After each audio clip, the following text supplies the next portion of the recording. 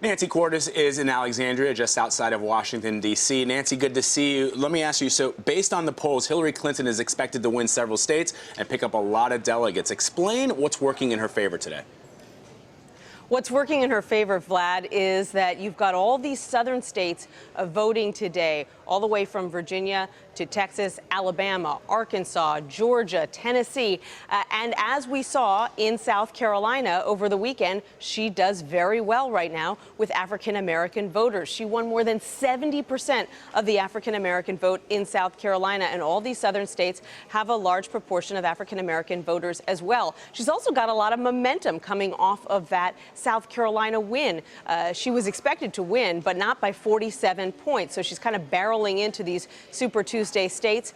Bernie Sanders is going to win some states today. Even the Clinton campaign acknowledges that, but they aren't as large as the states that Clinton is poised to pick up. Yeah, you mentioned Bernie Sanders. He's hoping to win states like Minnesota, Massachusetts, but those are going to be pretty tight races. What does it mean for Sanders' future if he doesn't win some of these tight races? Will he ever really be able to catch up?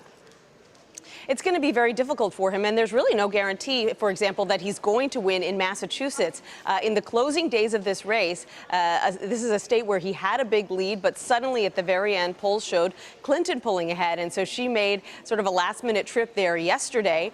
They are hopeful that they can pick up that state. Neither campaign really knows what's going to happen there.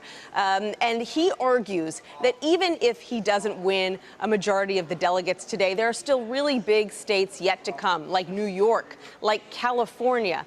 And that is true. And he's even going to win some smaller states in primaries that come up in the next couple of weeks. But if Hillary Clinton wins, and not just, by a few points, but by 20 or 30 points in Georgia, in Texas, here in Virginia, she is going to pick up a lot of delegates, and that will make it very hard for him to catch up. Nancy, I got to ask you, last night the State Department released its final batch of Hillary Clinton emails. What kind of impact are we looking on today's races, if any? Well, the good thing for the Clinton campaign is that they no longer have to sort of worry that there's going to be an email that comes out that's embarrassing. This is a drip, drip, drip that has been going on for months and months. It's uncomfortable. If any of us had all of our emails sort of released periodically to the public, it would be kind of nerve-wracking. So that is now behind them. But the larger issue isn't behind them, because the FBI is still investigating her use of a private server.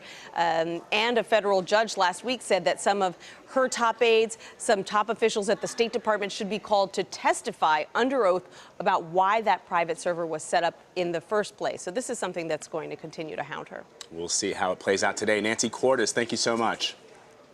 You're so welcome.